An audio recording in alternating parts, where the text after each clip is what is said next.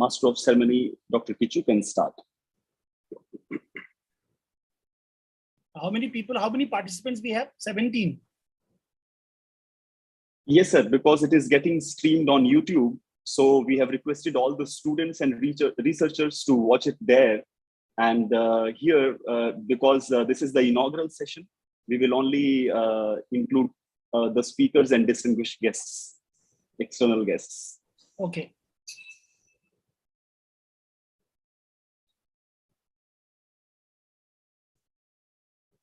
And you would, I have to share the screen, you know, I mean, you have to share the screen with me because I will have to upload the presentation. There are some slides. Definitely, sir. We will give you the host rights at that time. Yes. Start, please. Very warm good morning to all of you on behalf of VIT-AP University. Today, we have gathered here for the inaugural session of the International Conference on Climate Crisis and Future Implications, hosted by the School of Social Sciences and Humanities, VIT-AP. First, I request Dr. Shusmita Shyam-Sundar, Associate Dean of VISH, to brief about the conference. Thank you. And once again, good morning to all of the distinguished guests and all the others who have joined us on this occasion of the international conference that's hosted by us. So climate is something that every living organism depends on. Our lives revolve around it. So it is now a talk, like if you observe anything around us, and even like you Google for the most debated topic, it is on climate crisis as to what is happening around us. And we, the present generation, how are we going to solve the problems that are arisen already amongst it for the future generations? So keeping this in mind, the seed was sown that we can contribute from our end to the society by bringing in minds to discuss on the impact and the implications of climate crisis that we are facing across various academic sectors, be it engineering, be it management, be it sciences, be it humanities. We've like invited people from all these varied streams. So then it becomes a brainstorming of all the academic minds along with industry experts that will give an insight into like what is possible from our end. And this would be a tiny contribution towards assessing this problem that we are facing largely around us. When we have world leaders and environmental enthusiasts all pitching in and brainstorming on how do we debate on this topic and find solutions to the implications of global warming that's affecting our climatic conditions, and make the place a better one, if not sustain it to the best of our capacities for the coming generations. So this is what this conference mainly is looking forward to, so that we could result in finding a small solution because of all the brainstorming that we would do across 2 days on this topic. And we have eminent speakers on it to give keynote addresses.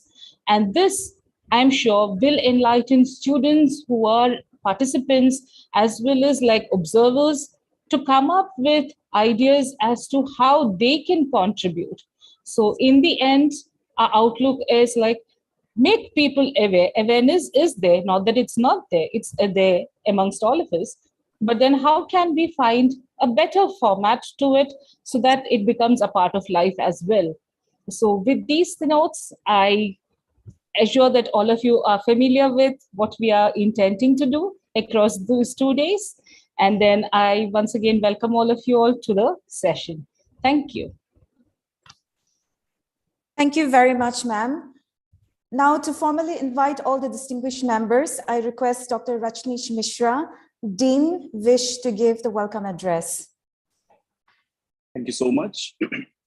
Honorable Chief Guest, Mr. Sanjay Jalla, Mission Head, Society for Integrated Coastal Management, SciComm, Ministry of Environment, Forest and Climate Change, Government of India. Honorable Vice Chancellor, Sir, Dr. S.V. Kotareddy, respected officials from SciComm, our knowledge partner, Geoclimate Risk Solutions Private Limited, my faculty colleagues from VIT-AP School of Social Sciences and Humanities, and other schools, researchers, and dear students. On behalf of the organizing committee and my personal behalf too, I welcome you all in the inaugural session of this international conference on climate crisis and future implications. Few months back, when I was looking for agencies and people who are working in the area of sustainability, climate change, environment, I came across Mr. Sanjay. I was truly impressed by looking and going through his profile, where he has undertaken different national and international projects in the area of beach management, coastal development, sustainability, environment. And after talking to him over phone, I have requested him to share his knowledge with all of us, with faculty, with researchers, with students, and he has kindly agreed for the same. We are truly delighted, sir, to have you on board with us in this conference. I also welcome other officials from Society for Integrated Coastal Management, who have graced this occasion by joining us today. I take this opportunity to pay my sincere thanks to our respected founder and chancellor, Dr. G. Vishwanathan sir, vice presidents, and entire leadership team of VITAP to provide us strategic direction for promoting education, innovation, and knowledge in the region and the country. I also extend a very warm welcome to our own Honorable Vice Chancellor, Sir Dr. S.V. Kota Reddy, for continuously motivating us to achieve greater heights in the area of teaching, learning, and research. I also welcome respected Registrar Sir, although he could not join due to some reasons. I welcome Registrar Sir, Deans of all the schools, and faculty members in this conference. Climate crisis, global warming, rising sea levels, pollution of rivers, oceans, rising temperatures, the threat which has arisen to many species, all of this is very scary. And the whole world is moving in a direction which needs a correction now. Otherwise, it may get too late.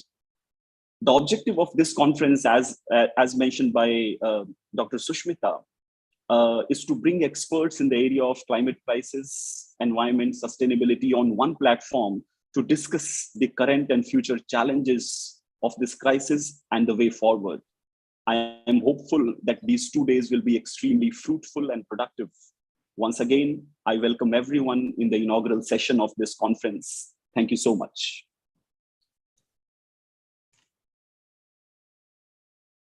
Thank you, sir, for the welcome address.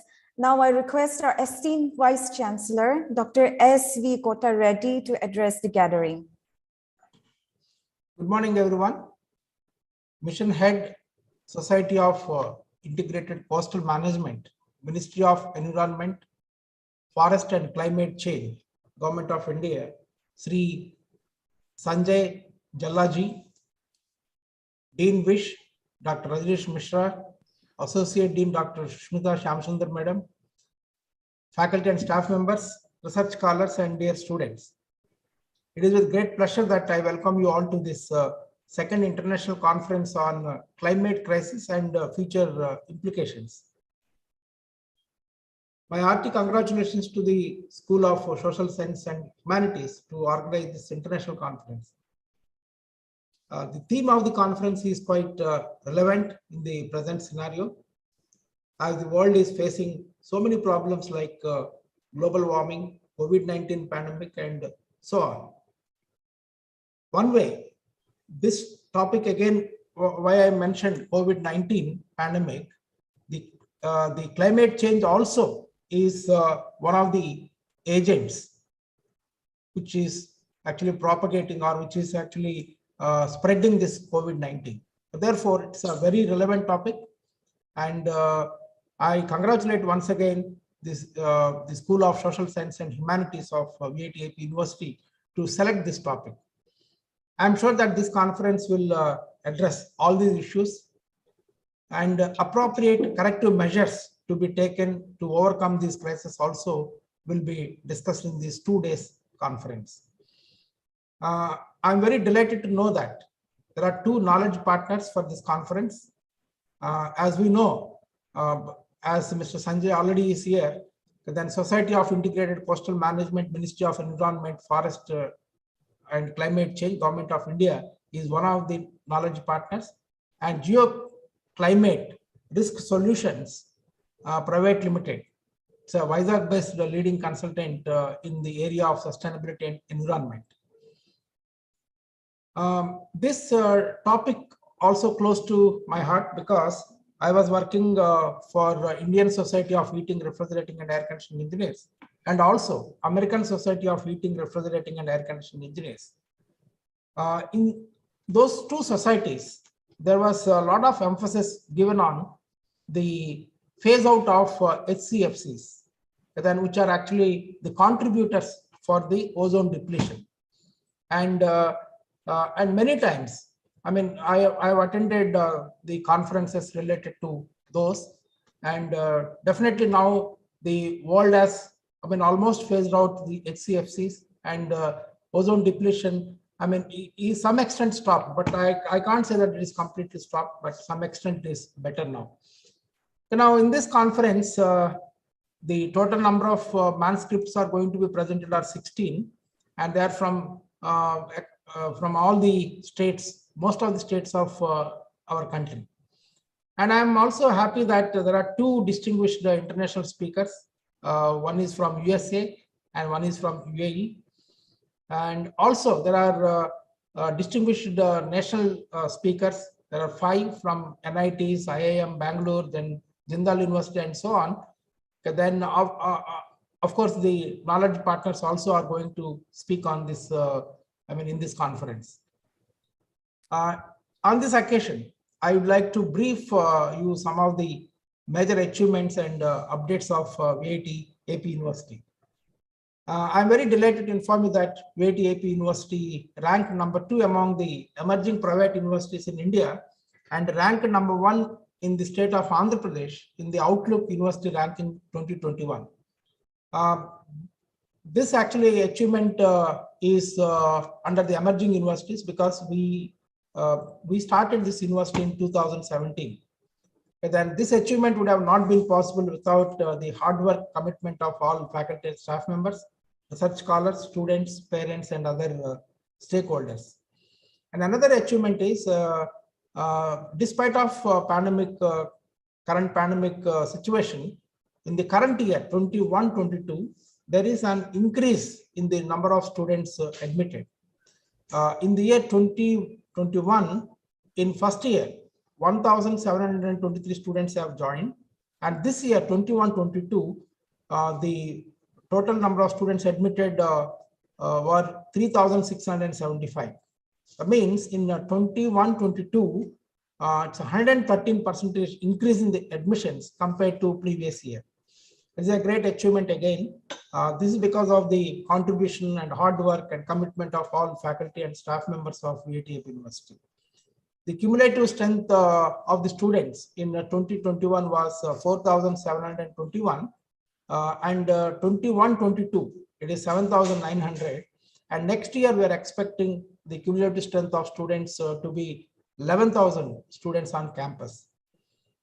The university is focusing on research and innovation incubation. We are encouraging faculty members to submit the proposals, funding proposals for the external grants. The university is receiving the external grants from various organizations such as SERB, DST, ISRO, Dassault Systems, and so on. Last year, from January to December 2021, we have submitted 34 proposals. And recently, we received 2 grants from SERB. And this year, in 2022, from January till date, we have submitted around 40 proposals. Now, as on today, we have around 70 proposals under review with various funding agencies. Apart from external funding of the projects, the university is providing internal funding to the faculty members and research scholars and students to do some kind of the state-of-the-art projects. In the academic year 21-22, the university is funding 52 projects. And some of these projects are related to climate change, and some of the projects related to COVID pandemic, all those projects have been given importance for the funding. With all these efforts, the publications have gone up significantly. We have published 650 papers in Scopus and Web of Science index journals since our inception 2017. Out of the 650, 252 papers we published in 2021. The publications in the year 2021 are more than 100% compared to previous year 2020. This year, as on today, we published around 125 papers in Scopus Index journals. This year, our aim is to publish 400 papers in Scopus and Web of Science Index journals. To strengthen research activities, we are establishing the Central Instrumentation Facility with the 2.5 crores budget. The other area of our focus is innovation and incubation. The research scholars, students are given opportunity to file patents along with the faculty members for their innovative ideas and projects. The expenditure for filing these patents is completely borne by the university. And this year, that the academic year 21-22, we are aiming to publish 160 patents. As on date, the university has published 130 patents and around 77 are under review. I'm confident that in the academic year 21-22, VIT-AP University will publish 160 patents and will become #1 in the country for patent publications. We are establishing the state-of-the-art innovation and incubation facility in 10,000 square feet area. Now, this year, our focus is on the entrepreneurship and starting innovation and incubation projects. And we are going to start 5 startups soon.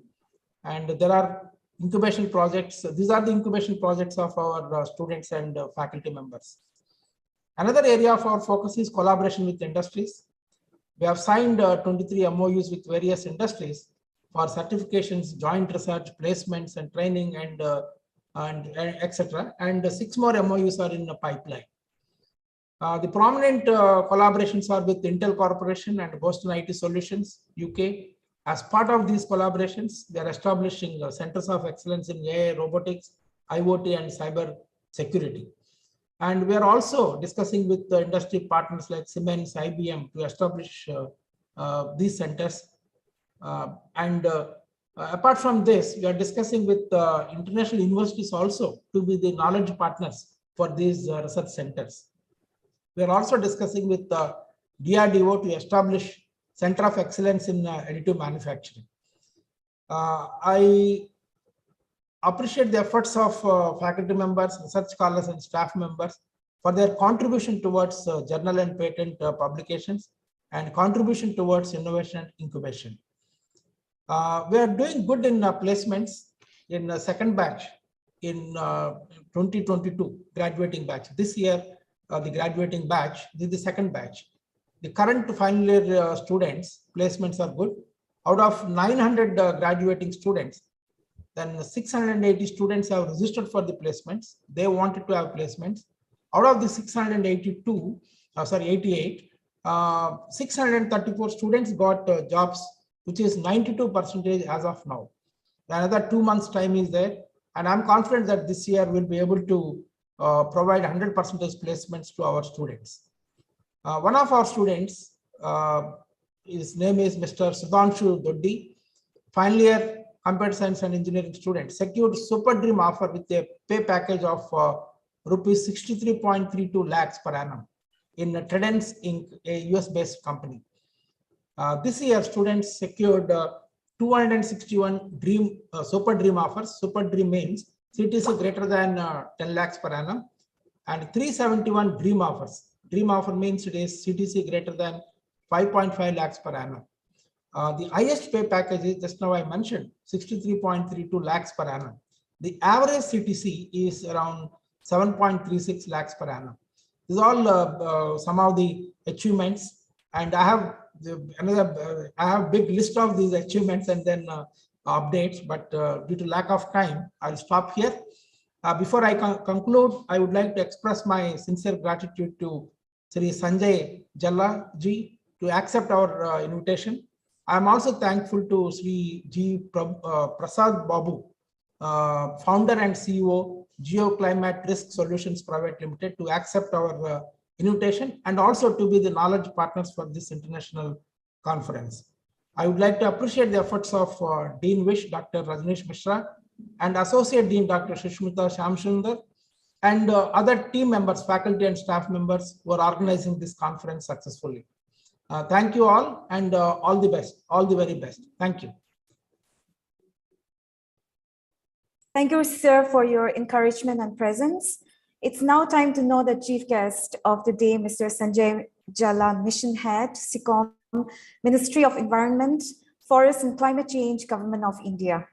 Mr. Sanjay Jalla is an award-winning entrepreneur and consultant with demonstrated success in leading large-scale transformational projects for the Government of India.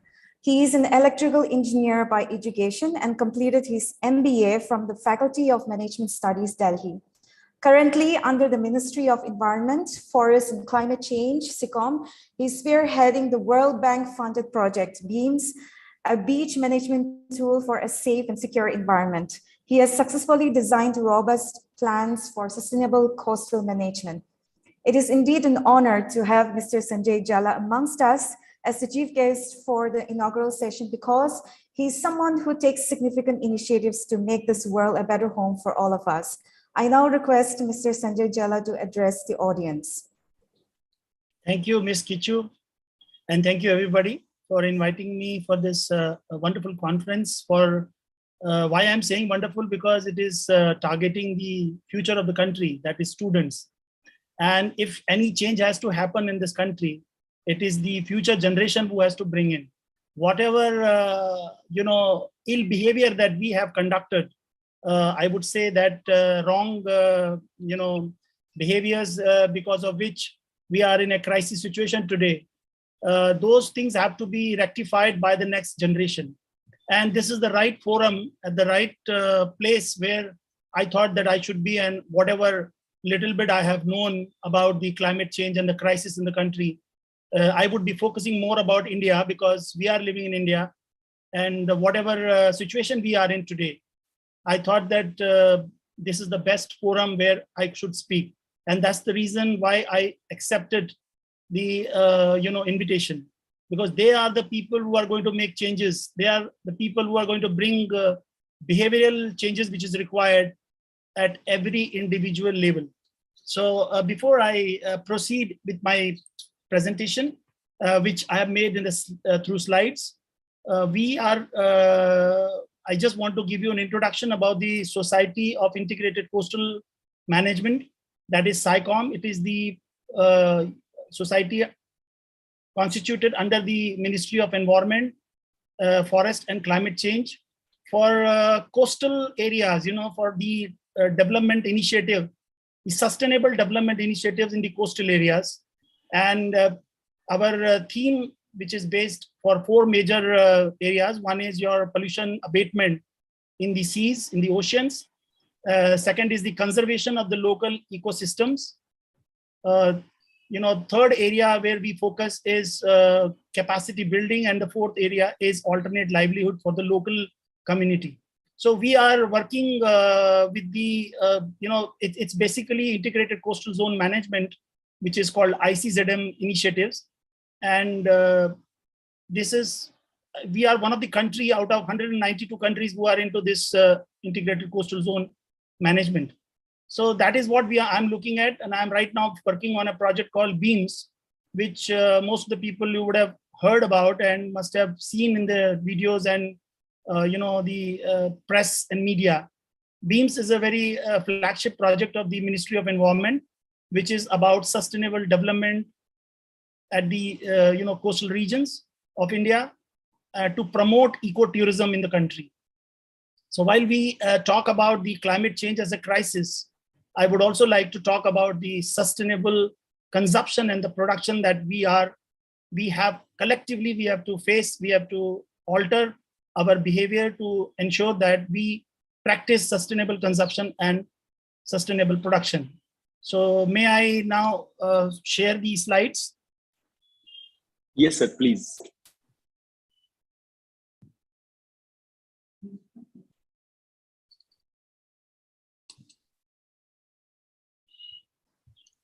So as you see, the first page that itself, the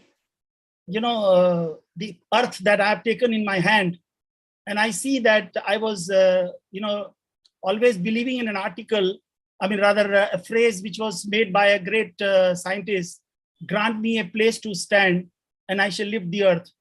The time has come for each one of us to believe in that phrase. It was one of the scientists who had said this. I am forgetting the name of I think it was Archimedes. And he said that grant me a place to stand and I shall lift the earth. So the time has come, we have to lift the earth. And this is what the picture is all about. It is burning and we have to protect it. So it is you, me, and our climate. That is what my topic is all about today. I think there is enough of information available in the internet, and you have come across, everything is available. So we are just trying to refresh the information that is available. We already know about what climate change is. And if you see in the last 30 years, last 35 years, the graph is exponentially increasing. And that is what is a worry. It's an average temperature that I'm talking about, and the rate of increase is absolutely unabated. And the show is on.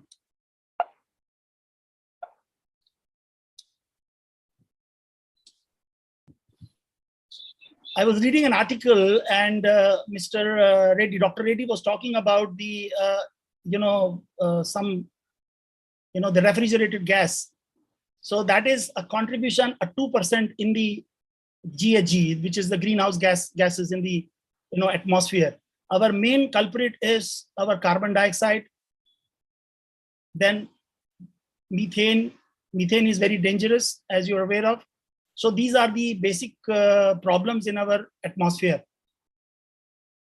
And IPCC believes that India is amongst the worst affected countries of the impact of climate crisis. Some MIT expert even said that even if the world succeeds in cutting carbon emissions, limiting the predicted rise in average global temperature, parts of India will become so hot, they will test the limits of human survivability. So this is a crisis that I'm talking about. And we already know about it. We read in the newspaper, we know how we feel in the hot temperature. The future of the heat waves is looking worse, even with the significant mitigation of climate change, and much worse without mitigation. So it's a catch-22 situation. Even if we are going ahead with our mitigation measures, then we are not going to reach anywhere, because the temperature, the rate at which it is increasing, we are likely to have a major increase in the future also.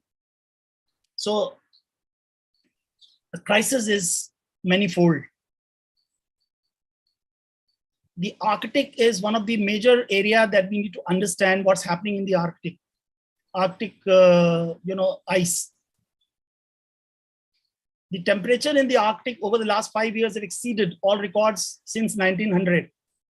One of the important part of Arctic that we need to understand is the permafrost, which is the layer of frozen ground hundreds of feet down in the Arctic ice, which is double the size of the USA. It contains solid ice with thousands of years of accumulated plants and animal life. And thus, its layers are rich in carbon stored over millennia. So what we are talking about, there's a huge storage of carbon dioxide within the permafrost. And if the warming permafrost is going to be continued, then it is going to release the carbon dioxide, nitric oxide, methane. With 1 degree rise in the temperature, permafrost can release up to 6 years of coal, oil, and gas emissions. As you all know that coal and oil are one of the major contributors of the greenhouse gases. So we are just looking at one part of it, which is the developing nations and the developed nations. We have to also look at what is happening in the other parts of the planet. It is not only the humans that are affected. You are aware of, because that is our subject also, in which we are working right now, is marine life, where we are seeing that coral reef, 33% of the coral reef all over the world are either dead or they are bleached completely. You are also aware of the wildfires that we have encountered in various parts of the world. So this is a major climate crisis scenario in the planet. These are a few slides that I would be talking about globally, but I would also focus more on the Indian subcontinent. We're talking about 1 degree rise in temperature, what it can create. The storms, cyclones, hurricanes that you are already aware of, heat waves you are already aware of, there's nothing new about it.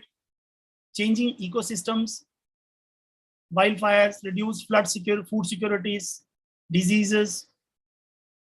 Between 1992 to 2000, the rate of ice loss from Antarctic Peninsula has gone 5 times. Himalayan glaciers, where 750 million people rely on water, 40% it is depleted in 100 years. So these are some of the concerns that we are looking at.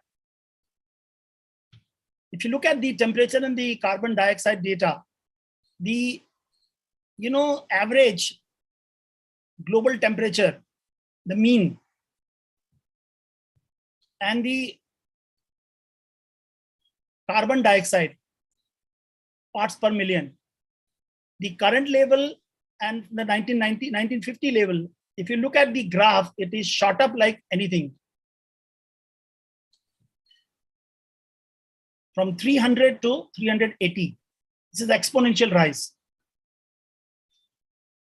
Global sea level rise, we are looking at a rate of change.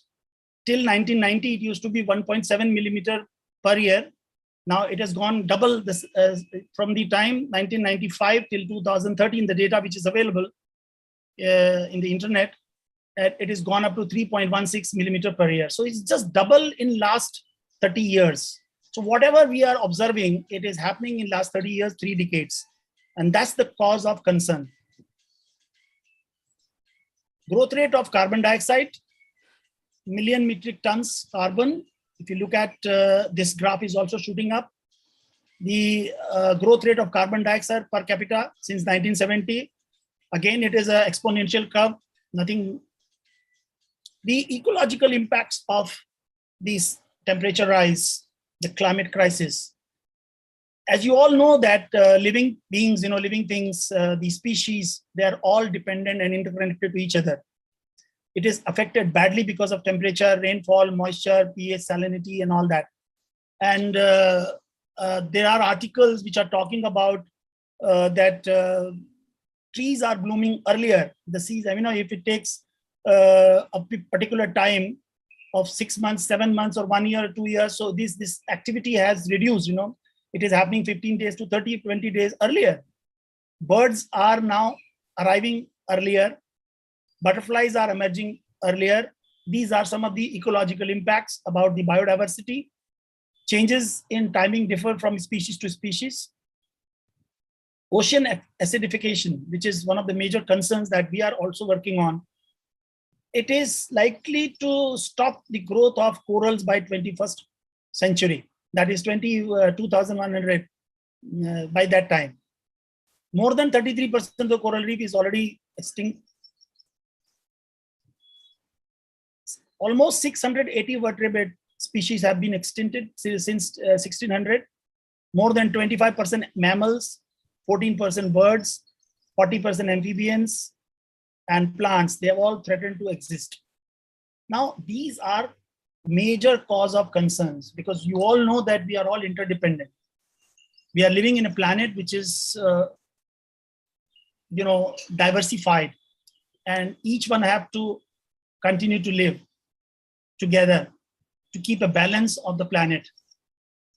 if we continue doing like this, there will be a time when only the humans will be surviving on the planet. These are some of the data available in the internet about the cyclones, extreme weather conditions in India. If you look at it on a scale of a population size of 1.45 billion people, you look at 2,925 fatalities, this is nothing, it's very small numbers. But then that's not the way. I mean, you have to look at also the economic losses over the years. India ranks 5th in the weather-related fatalities, which amongst the G20 nations. 40% of the total cyclones have happened in 100 years, have happened in last 5 years in India. So these are also a major cause of, if you look at the right-hand side of the last picture of India today, storm nations, the more number of storms are towards the Southeast Asia, where we are located. You all know the major causes of climate change is burning fossil fuels, deforestation. So these are some of the things that we need to understand. But the least developing countries only contribute 1% of the greenhouse gases. It is the larger economies, the developed economies like USA, European Union and China, which have contributed to 60%. But what is important to know here is that India is rapidly getting into that space. India is competing and competing for negative reasons. Now we will talk about more about the Indian conditions, the climate change in the country, the annual carbon dioxide emission from fuel combustion in metric ton. If you look at this graph from 1990 to 2019, there's a substantial exponential increase from 2005 onwards, which is what is a 15 to 20 years of 2 decades, the way it is increasing. And in which power sector contributes about 43%. 60% of our power plants is based on the coal fired, and coal is our major contributor. The government of India is already working on big way in terms of renewable energy, and there is a commitment by the government that we need to migrate to expand, not only expand our renewable energy contribution, but also slow down on the coal-fired power stations. No new stations are being constructed. The second major contribution is industry, transport, and then rest of the things. Now, when I'm talking to the individuals like you and me, and I'm talking to the students, the future of the country, then we have to look at that power sector is something that is major contributor. The power is consumed, the energy is consumed by each one of us. We cannot live even for 5 minutes without an air conditioner, and that's what we have made ourselves today. We cannot live without cold water, refrigerated cold water. That's how we have made our lives like. So power is something that we need to understand from a different perspective, how we consume, what we consume, and why we consume. We are looking at the industrial sector, where each one of us are also looking for our job opportunities, for employments, and that is the second biggest contributor. So that's an area where we need to look at when you go and work in an organization, how the industry is also contributing towards the mitigation measures.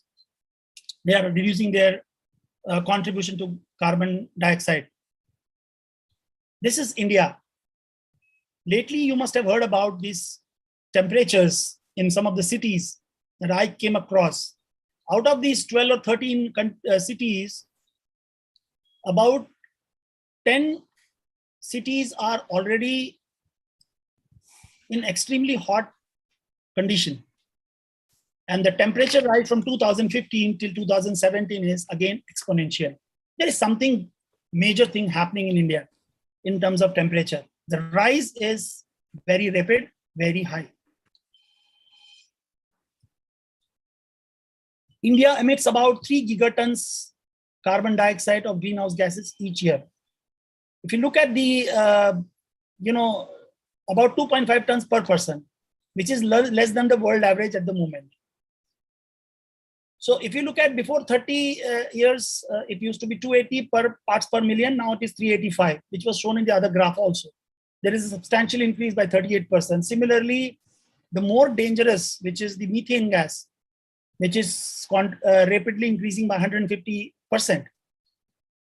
Other gases like nitrogen oxide, other human fluorinated gases, they are also, which are 200 to 300 times potent. They're also there, they're also present. So this is India at a glance. India's energy mix, if you look at, we are, as I told you, that we are dependent on coal. Coal is our major fossil fuel. Then oil. These are the two major contributors. So if you look at both of them, this is about 68%. These are old figures, 2020 data. So about 68% we are dependent on fossil fuel, which is our major concern that we need to look at. The government is doing a lot of work on this.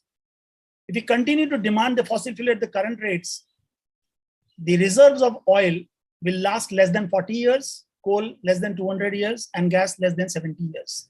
That's the scenario.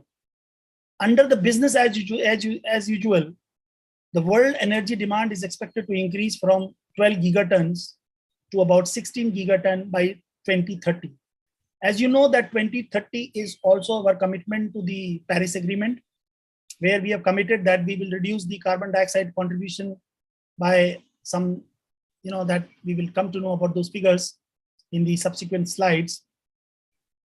Business as usual is therefore no longer an option. So that means whatever we are doing, you and me today, we need to change, we need to alter our behavior.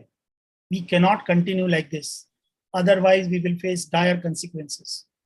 And if we fail to act with clarity of purpose, the energy productivity will rise radically.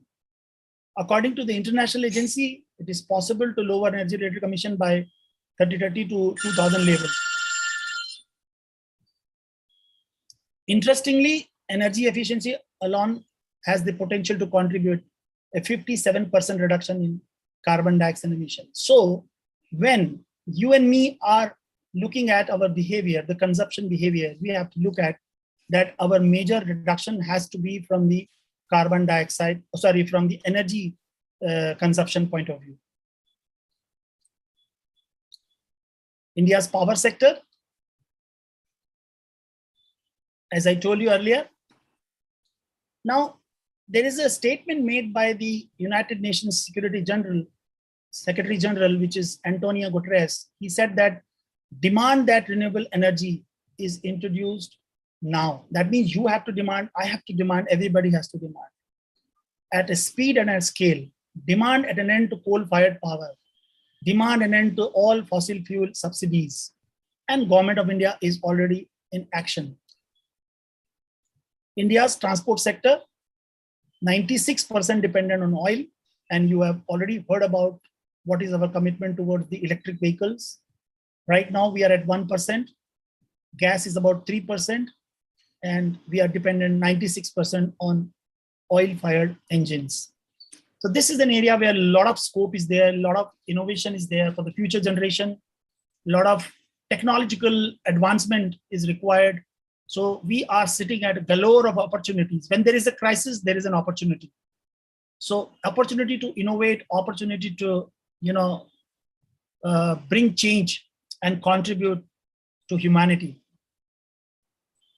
5 years trends in the greenhouse gas contribution. Let's understand about India, how India is performing.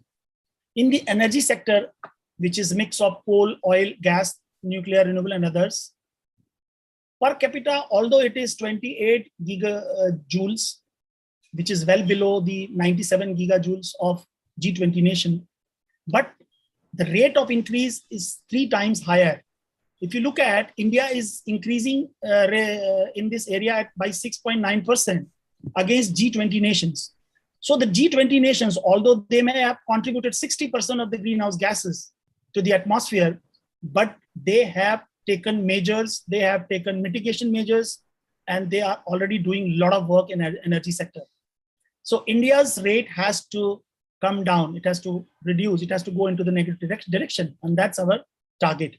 Power sector, similarly, It is 16 point. India is doing well here. If you look at it, India is better than the G20 nations. And one of the reason is that India is working, depending more on the renewable energy. We are doing a lot of work in solar, a lot of work in wind energy. So the government of India is committed to that. And that's an area which we should be happy about, that we are going at a faster rate in reduction. Transport sector is a major problem.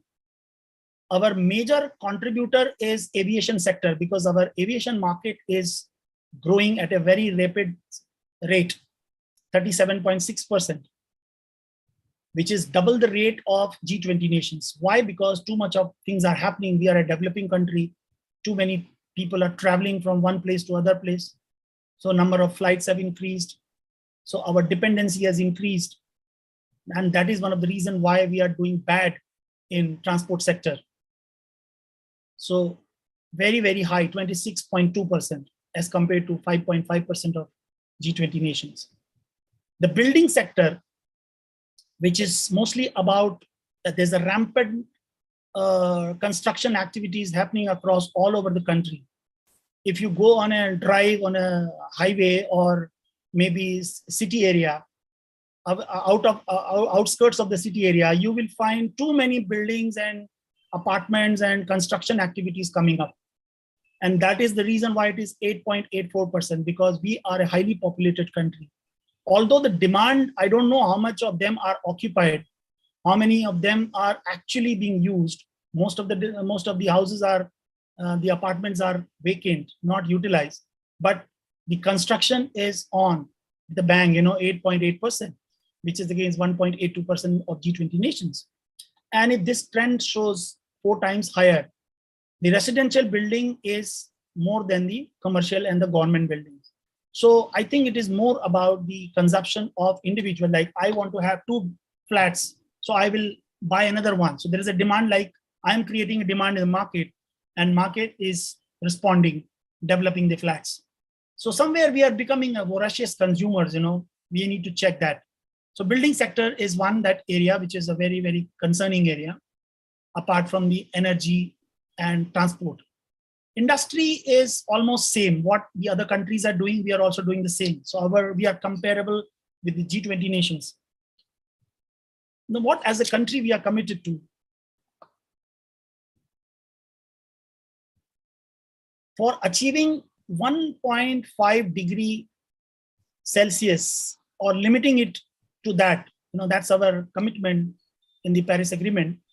India needs to restrict emission levels to less than 4597 metric ton, whereas it can limit only up to 6034 if the business is as usual. So that means we may not be able to achieve our target by 2030, which is our international commitment. And by 2050, it should be less than 3389 to limit the temperature rise up to 1.5 degree. Whereas we can only limit up to 620, which is double. That means we will not be able to reach if we continue as is, where is basis, business as usual. Sorry, teacher. Hello. Can you stop reading, please? Pardon? Can you stop reading, please? I'm not able to get you. Just a minute, sir.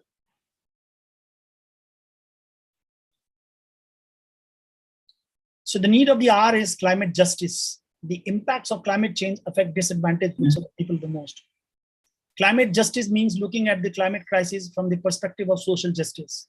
Solutions need to be not only to curb climate change, then they need to protect and empower the most vulnerable groups of people too, because we are responsible for each other. Now, the 2 major things that is required is adaptation and the mitigation. As you know that we are one of the... I don't understand. Please, can you say it again? Pardon? Can you stop reading, please? Hello.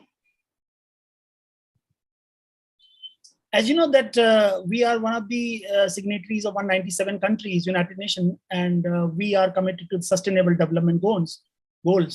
And one of my today's discussion with you is about responsible consumption and production. That is goal number 12.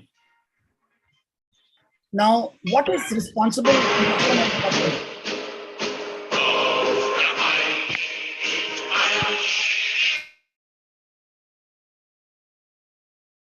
Yeah, Dr. Rajneesh, can you mute everyone? Yes, sir. I'm working on that, sir. I have muted everyone, sir. Okay. Sir, please go ahead. Please go ahead.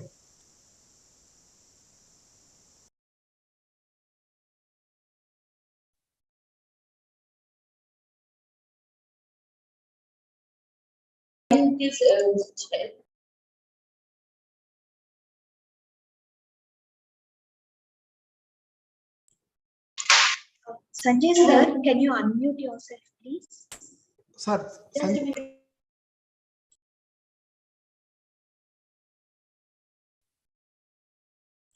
sir, you are on mute. You have to unmute. Yeah. Sorry, Okay. sorry. No problem, sir. I think he must have muted everyone, so I got muted. Anyway, so today's topic is responsible consumption and production. So that was just an idea to tell you as to where we stand as of now, globally as well as a nation, and what's the crisis like. So one of the sustainable development goal was goal number 12 is responsible consumption and production, which is also referred as sustainable consumption and production. So it is more or less same thing, you know, sustainable or responsible, which is closely linked to resource efficiency. That is optimal usage of resources, particularly scarce one, which is now depleting fast and which is limited in quantity, and non-renewable resources, which we talked about, like coal and the other energy resources that we talked about. My life, my rules, my style, my attitude. You love. I think there is a constant infringement of some people are trying to. IT, please take care of this. Please go ahead, sir. So what we are talking about right now, our focus should be that we should be using less of resources as an input to produce something with the same or improved output. Sorry, teacher. When you look at the responsible... Shut the fuck up. No, I can't because I am. You're so fucking idiot.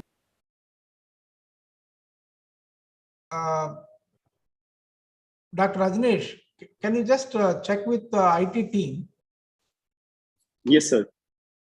So because we can control this, those people who are, unnecessarily disturbing us.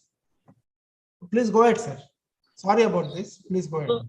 So when we are talking, and I'm addressing the entire presentation to the youth, the future generation of this nation, I'm talking about responsibility. I'm talking about what is responsibility. Let's understand basics of responsibility. It is the ability to respond. I think when we are talking about ability, it refers to the healthy human being who can think, who can walk, who can do a little bit of work, whose senses are in place and is in good working condition. His or her body parts and organs are well functioning and can do all normal daily jobs and living in a lifestyle. So we are talking about response. We need to understand what is responsibility, ability to respond. And since we have the ability to respond, what are we doing about it? Are we using that ability? No. Why we are not doing? Because we are slaves of our habits. We are living our life as, in a subconscious manner and competing with each other. Our driving force is competition. We compete. We want to acquire. My life, my rules, my style, my attitude.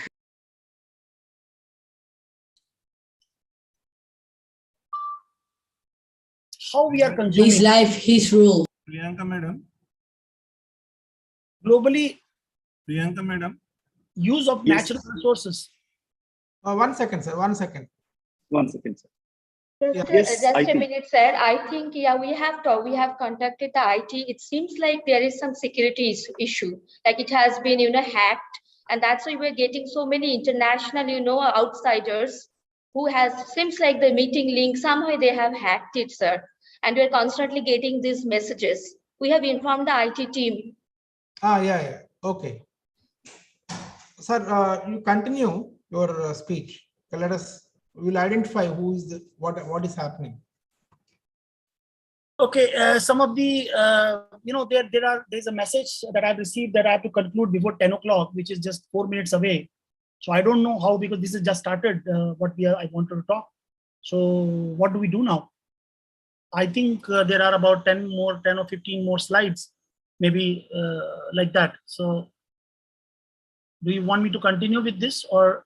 Please continue, sir. No yes, problem. sir. Please continue. You can conclude. No problem, sir. Okay. So we are talking about a global use of natural resources. Till 1950, it used to be 10 to 20 billion tons. Today, it is 70 to 80 billion tons. The way we consume things, the way we are going ahead and buying things, our purchasing, capacity is increased dramatically because we are a developing nation. We are developing fast, both economically as well as socially. And that is causing the increase.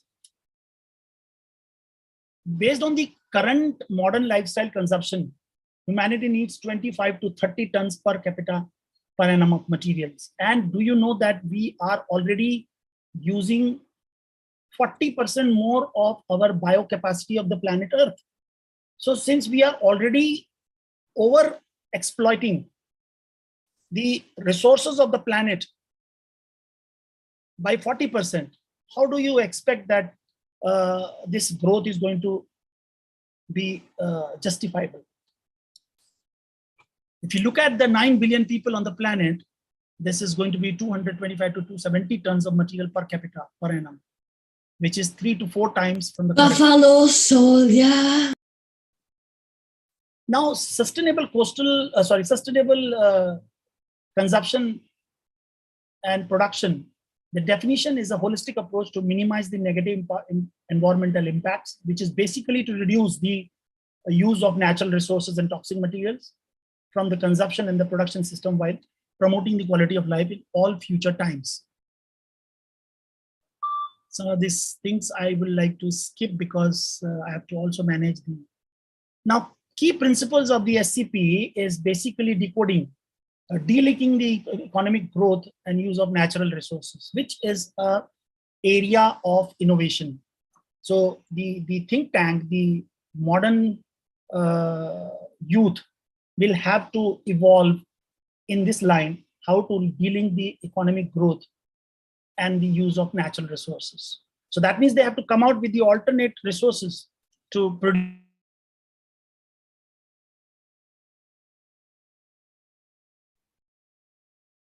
Mr. Sanjay, can you unmute yourself once more, please?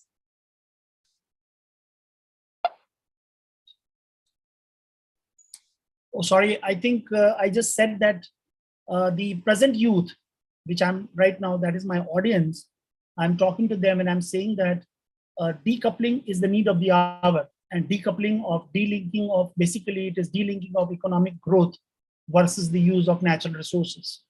So that means there is a huge opportunity for the modern youth to innovate, to come out and evolve to the alternative materials, alternative resources for developing a product. This you can go through, this is available, and this is basically about what is responsible consumption and production, basically according to United Nations SDG goal. So it talks about, there are about 12 different sub-task targeted action plan, and sub-tasks are there. So you can go through this. I will skip this at the moment. Who can fix it? Government. Yes, they are making it. They are already doing. They are making laws and policies that will reduce the greenhouse gases. Businesses, they have to change their processes and run more sustainably, which most of the companies are doing. And that is one of the reasons why there was a introduction of corporate social responsibility, social and environmental responsibility. So the government is making policies in terms of bringing them also into the net of contributing in reduction of the greenhouse gases. We all can make choices in our own lives that can reduce our carbon footprint. We can use our voice and bring the businesses and the government to make changes. Some of the major initiatives by the government to cut down the emission by 33 to 35%, to add about 500 gigawatts of renewable energy, which is going to be 40% of our installed capacity, to add carbon sink of 2.5 to 3 gigaton through additional forest and tree cover. We'll talk about it. We'll see how to go about this. To outweigh investment in green energy and its infrastructure compared to fossil fuel. That is more about the transportation sector. To develop framework for the building bylaws, urban planning guidelines, construction technology, and so on and so forth. Now, this is an important slide. If you look at this slide, that I'm talking about you, me, and our choices. We are born, we have a childhood, then we become adulthood, and then we grow old. Now, what do? If you look at ourselves, we keep making choices every day. Choices of consumption. We consume through our eyes, we consume through our ears, we consume through our body parts, which is touch and feel, we consume through our tongue, which is taste, and we consume through our nose. So all our sensory portion of body parts, sensory organs, are basically the driving consumption.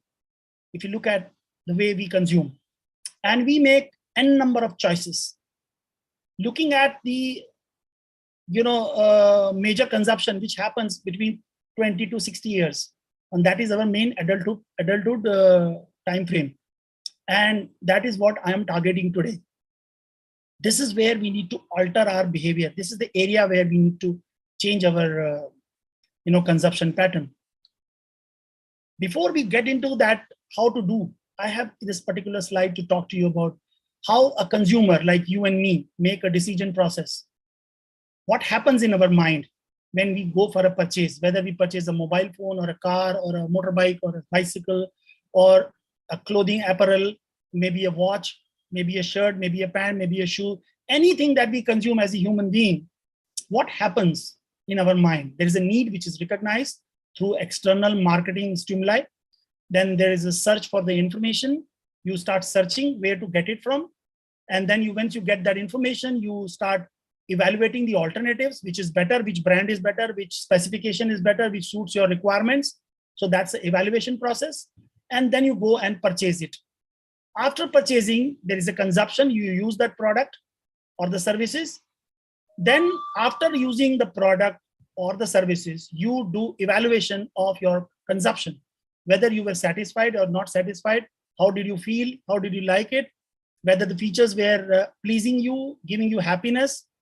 That is what is post-consumption evaluation. And then you talk about disposing.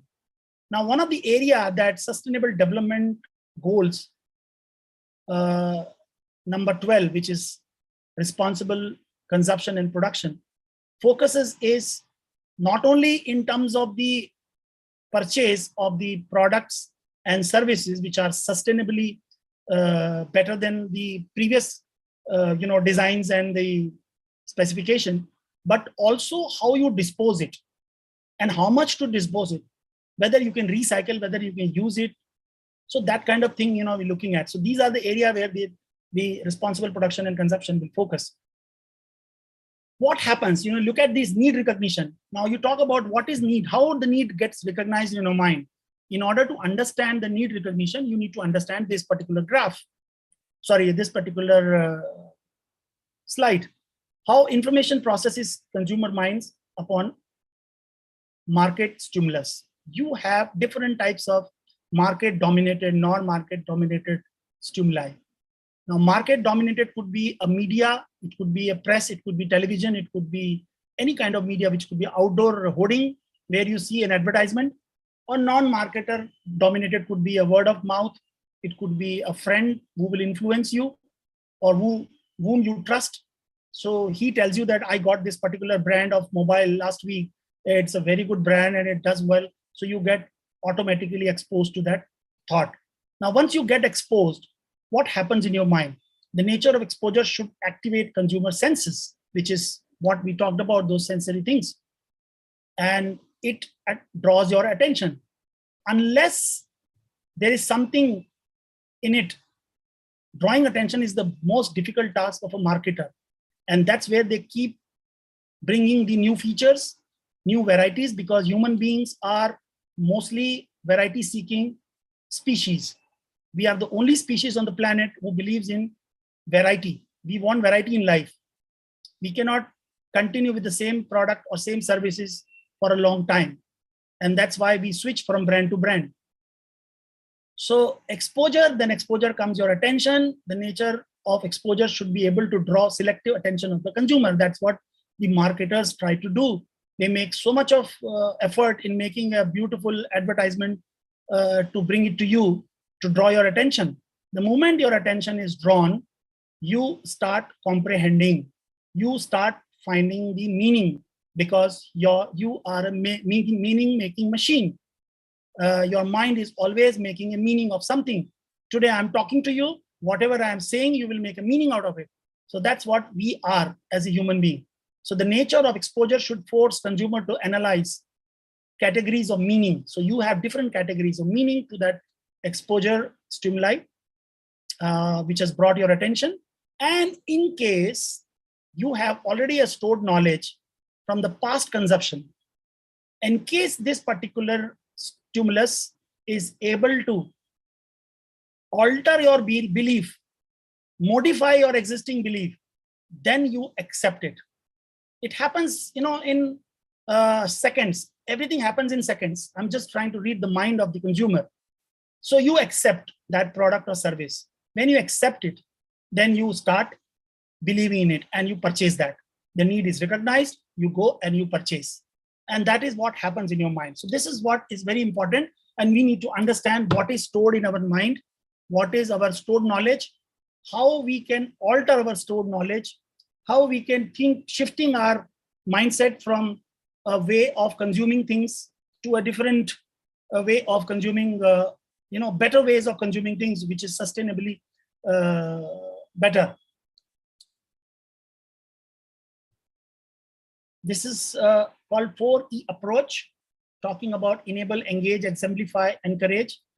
So when you talk about encourage, you talk about tax system, you talk about grants, reward schemes, recognition, penalties, fines, and format. This is what government does. Now, the point is that the government of India is focusing on development. Our agenda, if you know that our agenda of winning the Lok Sabha election was development, the Vikas. Now, when you know that development will lead to consumption of more of energy, more of resources, so that means it is going to further degrade our environment. So development will become inversely proportional to environment. But that's a dichotomy. Where do we stand? Where do we go? We have a goal, which is 2030, to reduce the global carbon dioxide emission, which we are committed to the International Forum, Conference of Parties, that COP. And there is a growth which is happening on the other side, which is rapidly growing, the urban lifestyle.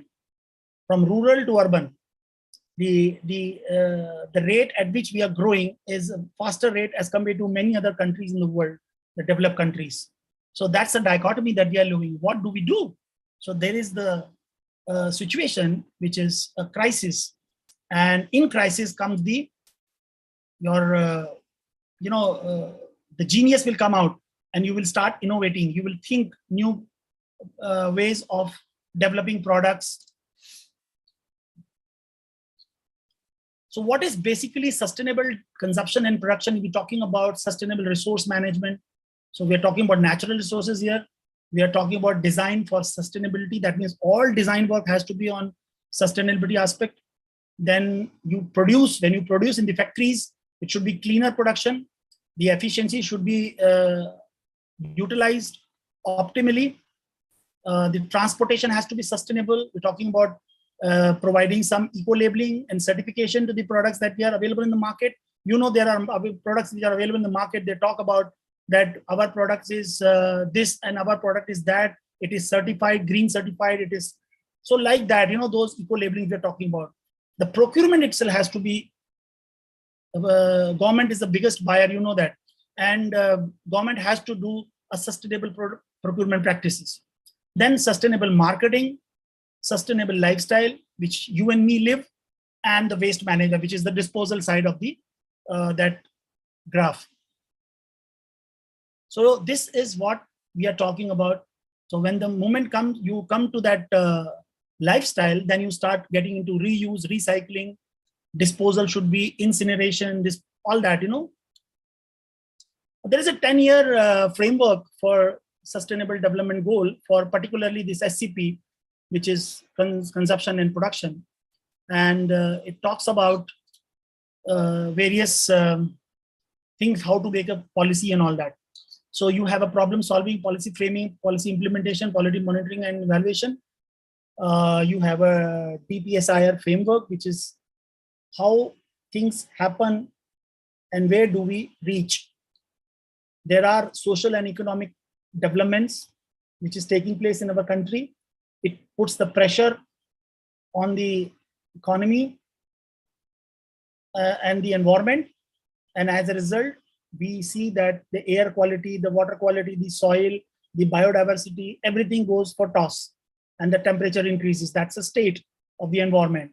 The impact that it creates, the havoc, the damages that it causes, the human lives, the biodiversity gets affected, and the economic damages that happens, and the responses, which will be policies, technology, cleaner production awareness. So our job as a ministry, we are trying to do the mostly on the policies. We are making the policies which is going to be sustainable for sustainable consumption and production. We are working on awareness programs, which is now a key thing, and the universities and the students should also take up this as an individual effort to bring awareness amongst your near and dear ones, and to your family and friends, to your people to whom you can influence. There's something called RECP approach, resource efficiency and cleaner production. That is what we talked about. So basically, it's more about getting the maximum out of a resource without getting any wastage into it. There's a design for sustainability approach to improve profit margins, product quality, market opportunities like that, and improving the design and efficiency of the product services they produce, deliver. Companies can achieve win-win situation for shareholder, for consumer and public. So each one of you are going to work in some organization. Tomorrow you achieve a greater role in the organizations. So you need to look into these as the driving force. One of the things that you need to understand is about design for sustainability, why we are talking about D4S approach. Less than 1% of the energy in petrol and diesel actually moves you, and 2/3 goes into vehicle weight. So there is an opportunity for each one of you to think, how can we change the design of a car or a vehicle? Because the petrol or the fuel that is used, it's only 1/3, 1% is consumed for me, rest is consumed for the vehicle. So vehicle can be designed to be more compact and aerodynamic with ultra lightweight materials, more stronger material. Definitely it has to be strong, otherwise safety will be compromised. More energy efficient technologies for engines, and this could bring a change in times. Less than 3% of the fossil fuel energy keeps us comfortable on hot and cold climate. Most of you must be sitting in a office room or in campus, in a room where you are air conditioned. Because you are all sitting in a hot climate conditions, so all air conditioner must be on. So imagine only 3% is of the total energy produced is keeping you cool. Rest of the energy is getting wasted. It is lost. It is heat losses, poorly designed building shells and all that. So buildings can be designed with the right material, shape and orientation, minimizing, avoiding altogether need for traditional heating and cooling equipment. So there are a lot of work which is happening, and I'm working with one of the NGOs in Switzerland who is planning to bring some, old-fashioned, the way we used to live in villages, rural times. And those things that they are bringing in, they are replacing the bricks, they are replacing the cement, and in times to come, that's the thing that is going to be required, so that we can reduce the number of brick factories, we can reduce number of cement factories. There's something called megawatt. This is a concept of energy saved. Like when incandescent bulb was replaced by LED bulb, you can proudly say that you have produced 80 megawatt of electricity if you had replaced your 100-watt bulb to a 20-watt LED bulb. So these are the things that we need to have as an approach in design for sustainability. We're talking about sustainable lifestyle. You see, the triad overconsumption is the one where we are following. The triad overconsumption is USA, European Union, and Japan. These are the three major economies. Of course, now China is part of it. So you can call China as one of the major developed economy. And we are following their trajectory. Why do we follow? Because we believe in competition. Our mindset, our driving force is competition. So we compete. We want to do what the other country is doing. We want to do what other is doing, our friend is doing, our neighbor is doing. We compete all the times. And unfortunately, what mistakes they have made in generating the excessive amount of greenhouse gases and polluted the atmosphere of this planet, we are now following the same footstep. We are a rat race. For non-industrialized economies in Asia, the middle class people have risen 1.9%, which is 56% of the global population. This is 2008 figure. You imagine from 21% in 1990, we are now 56% as a middle class population. And non-industrialized economies in Asia we're talking about. So when it goes further, I mean, it is expected by 2030, our more than 40% population will be, more than 50% population will be in the planet, urban side. Consumer spending has reached $4.3 trillion. 2/3 of the global middle class is expected to live in Asia Pacific, which is the focus area. For last 15 years, India's textile production has doubled, while our length of time we use it is reduced by 40%. So what is happening? We are consuming more, and we are not believing in consuming it responsibly. So that is where the response is required. The demand for energy is going to increase by 40%. Oil from 85 to 105 million barrels a day. Like that, everything is going to be increasing. This is scenario, and that is where there's a scope for you and me to, innovate, to contribute, to consume responsibly. The food and the environment, how the food is produced, the process, and how the greenhouse gases are there in the every stage of the food is produced. That is production, industrial processing, packaging, distribution, and consumption. So how we emit, what we emit. Housing and the environment, same thing. Construction, the processing and the production, then living in the house. When we talk about production and processing, we are talking about bricks, cement, steel. Those are the plants which will contribute to the air pollution, GHG contribution. And then when you live in the house, you will use the materials, you will use the air conditioner, you will use the refrigerator. So that then it is maintaining your, then that every step you are adding the greenhouse gas. The transport, like that.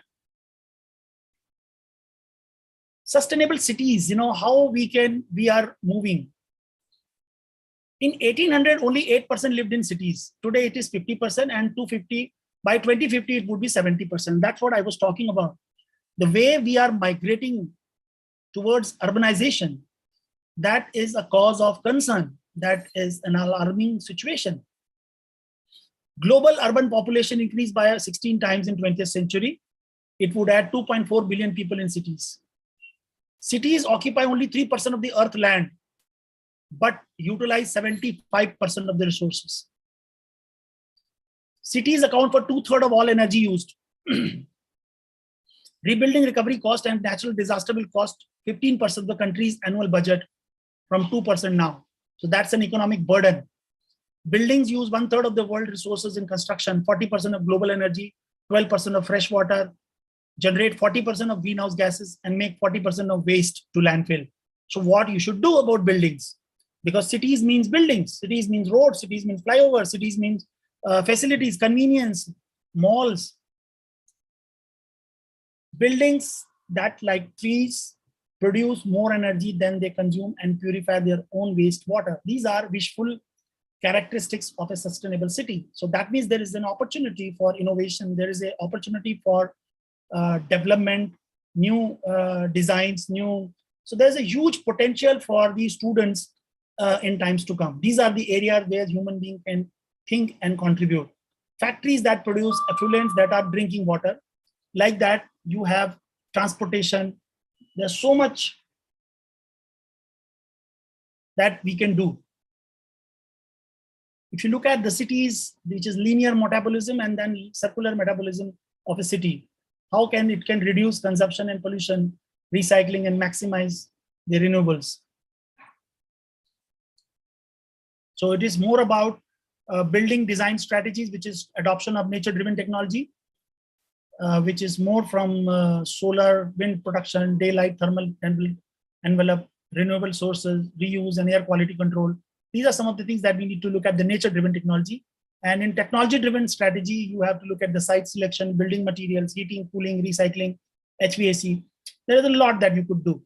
And these are the people who are the responsible. You have a designer, you have an engineer, you have a contractor, you have a developer, owners, agents, everywhere. So some of you may get into this kind of jobs at a later date. So you need to get and think about it, how you can contribute. We'll talk about the consumer behavior.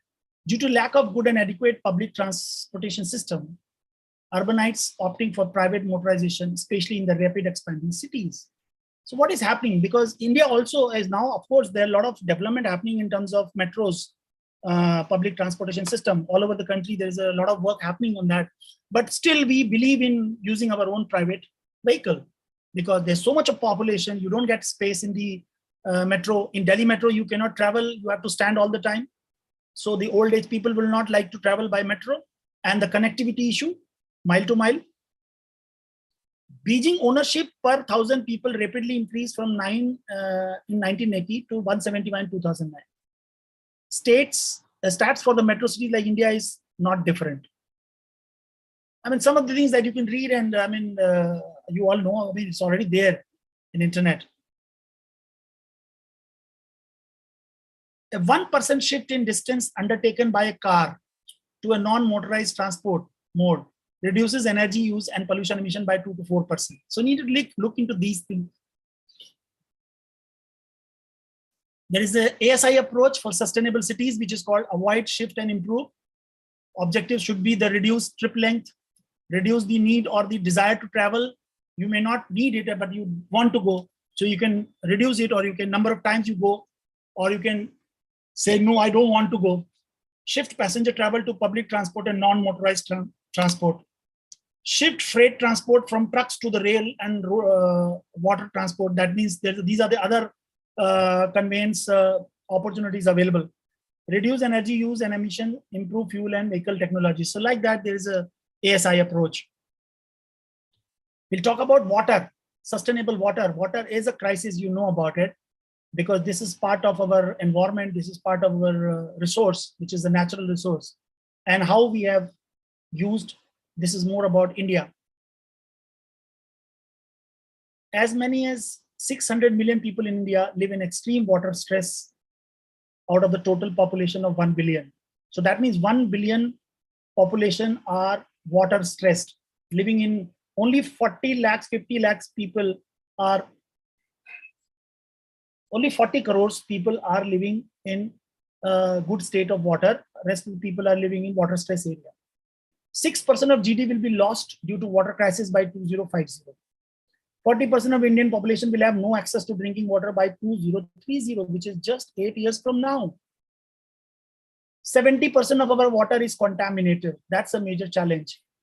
India extracts 1/4 of total groundwater globally, more than US and China combined. Why? You know that? We will learn in the subsequent slides. India's groundwater depletion is 23% from 2000 to 2010. It is come down. India's water supply by government is 150 LPCD. Water loss through leakage in the water distribution system is accounting for about 50% as compared to the developed countries like Berlin and Singapore, which is 3%, 2.5%. So there's a lot of work required to be done in that area. These are other areas where a lot of technological innovation, technology advancement is required. Saving of water can serve as an additional 150 million people in India. Per capita water availability less than 1700 meter cube per year is categorized as water stress. India is water stress country with 1403 2020 and will become 14. Sorry, this is some problem. It was 1500 something.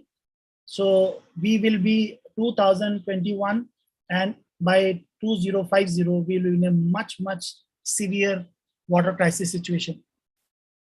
So what do we do in terms of sustainable water management? 1 cup of coffee that you and me take requires about 132 liters. 1 kg of rice requires 2,800 liters to produce 1 kg of rice. And 1 kg of wheat production is 1,654 liters. So these are some stats which are very important for you and me to understand. Then we talk about how much water is used by beef. It is 15,500 liters. So non-vegetarians may have to look into this. Cheese about 5,000 liters, chicken about 3,900 liters, and barley about 1,300 liters. Agriculture in India accounts for about 70% of the global water withdrawal, because India is a big exporter of basmati rice. To export this rice, the country used about 10 trillion liters of water, meaning India virtually exported 10 trillion liters of water to other countries. Water footprints of rice eating family of 4 that consumes 1 kg of rice per day. You can look at the figures are absolutely mind-boggling. 84,000 liters of virtual water. So just for rice, a family of 4 consumers approximately consume 84,600 liters of water. This is the way you need to understand and look at the water management, how you manage and how you live sustainably in future. Waste management, water management, what we are doing, and as a nation, I mean, the policies, the government of India, we are introducing steep tariff for those who consume more water, adopting water saving technologies, develop smart water metering, revising building codes, dual pipelines, and so on and so forth, enforcing rainwater harvesting, stormwater management, and so that we can reduce our dependency on the municipality. So these are some of the areas that as an individual you need to look into how you can save water. Sustainable waste management, there is a whole lot of information. There's a lot of insight to the waste management that we are doing as a nation, and we have to do as an individual. You and me have to do, but I will not get into that because there is so much of things. We have to change our habit. We keep learning about it, but we need to act. So it's an action which is more important. So we are talking about prevention of waste generation. We're talking about reduction in the waste. We are talking about recycling, recovery, disposal. These are the things that everyone of us is already aware of it. Sustainable tourism. So you know that, of course, India does not figure out in a big manner in terms of the global tourism, but definitely India is catching up because India's tourism is also picked up in last 20-30 years. Our climate conditions are better than most of the European nations, so people love to come to India also. There is a Global Sustainable Tourism Council which has been created, and which is in US. When we were talking about the responsible production and consumption. So based on that, Ministry of Environment came out with a sustainable ecotourism, which is what I was working on, and the project was called Beams. I would request you people to go and look into the YouTube information on what we have done, because of the time and the topic, which was more on the sustainable production and consumption.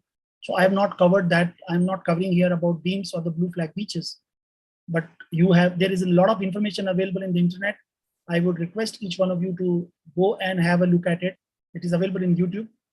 So you can go through those. It is available on the website also, ministry website. Trees, forest, and climate.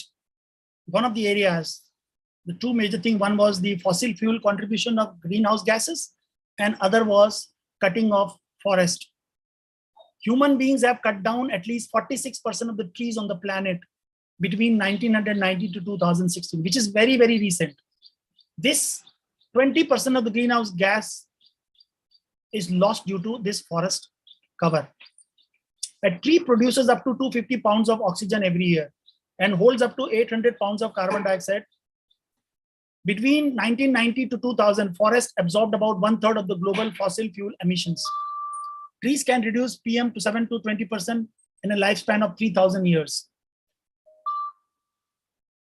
Trees can also reduce temperatures between 2 degree to 8 degree via evap. Trees are natural filters too. You are already aware of this. So mission plantation is another one which each one of you and each one of us will have to look into. There is some certain things that we are promoting from the ministry, from the forest department, and you can take, individual can go and plant trees. I look at, from my perspective, what is my role, my contribution to reduction in greenhouse gases.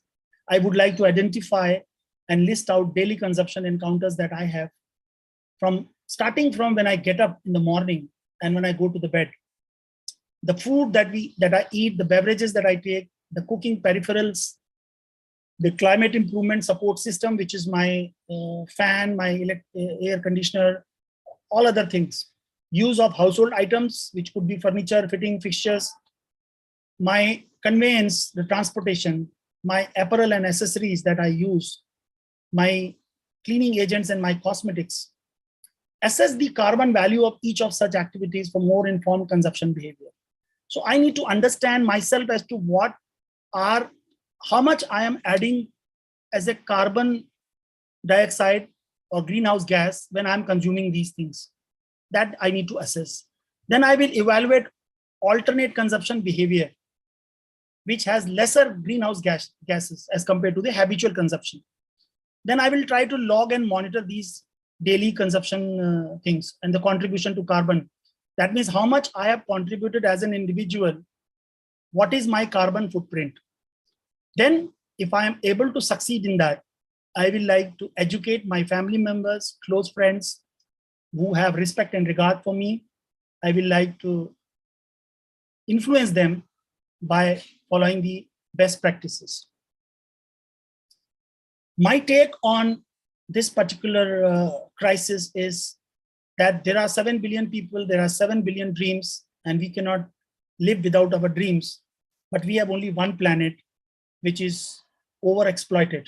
As I told you that we are using 40% higher resources, the biocapacity that we have on this planet. The wisdom lies in bringing behavioral changes to obviate the impacts of climate change. That's the only message that I have in my 45 minutes presentation.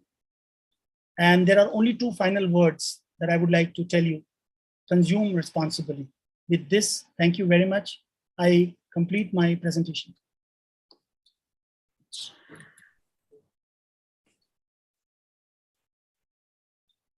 Thank you, sir, for your inspiring words. Your initiatives are encouraging to all of us. And thank you for reminding us to be more responsible to take care of the earth from today.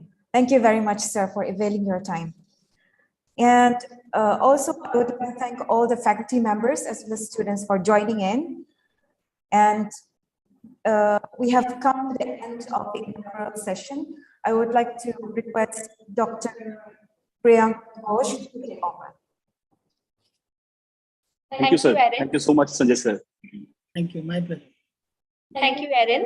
Now, I would like to invite Dr. Nagaraju Chilokuti, and I request him to deliver the keynote speech. Dr. Nagaraju Chilokuti is an assistant professor in the Department of Earth and Atmospheric Sciences, National Institute of Technology, Rourkela, India. He also served as a research professor at Yonsei University, Seoul, South Korea. His areas of interest are climate change, land use, land cover change, monsoon, operational forecast, data assimilation. He evaluated the impact of land use, land cover change on regional and global climate as part of his doctoral research at the University of California, Los Angeles, USA. He has implemented the bias correction method for wave forecasting during cyclone forecast and real-time data assimilation systems at Indian National Center for Ocean Information System, Hyderabad, India. Dr. Nagaraju Chilokuti, I invite you to deliver the keynote speech. Thank you.